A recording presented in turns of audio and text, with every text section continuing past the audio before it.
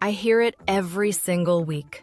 Beth, I'd love to have a 5-star Google profile, but my compliance officer says it's a non-starter.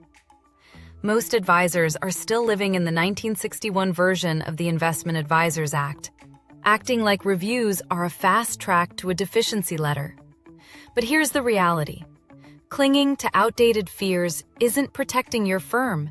It's making you invisible to the very clients you're trying to protect. The problem is a massive certainty gap. Since the SEC's 2022 marketing rule update, the doors have swung open for testimonials and endorsements. Yet many firms are paralyzed by the what-ifs. They worry about the lack of control. They think, what if a client mentions specific investment returns? Or what if someone leaves a fake review? Because of those edge case fears, they opt for zero presence. But while you're staying silent to stay safe, your breakaway competitors are building a digital moat of social proof.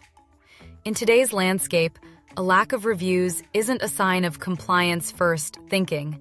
It's a sign of a firm that hasn't modernized its growth infrastructure. If you're feeling that compliance tension, don't sweat it. I've put together a SEC-ready review checklist in the show notes. It covers the 4 mandatory disclosures you need on your site and a template for your compliance manual. Grab it real quick. It makes the conversation with your CCO a lot easier when you have the blueprints in hand. The secret to reviews isn't permission. It's oversight infrastructure. You don't need to fear the SEC if you have a system that checks the boxes automatically. Here's how you build a compliant reputation engine. 1. The neutral invitation requirement. The SEC is clear. You can't cherry pick. Your infrastructure must be neutral. That means you don't just ask the clients who like you. You automate an invite to all clients or a broad objective subset. This removes the manipulation risk. 2. The disclosure overlay. You can't control what's on Google's actual interface, but you can control the reputation page on your own website. When you pull your Google reviews onto your site via an API, you must include a clear disclosure stating whether the reviewers were compensated, hopefully not, and that they are current clients. 3. The content monitoring SOP. Infrastructure means having a review log.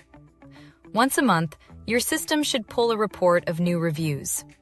If a client mentions a 20% return last year, that's a red flag.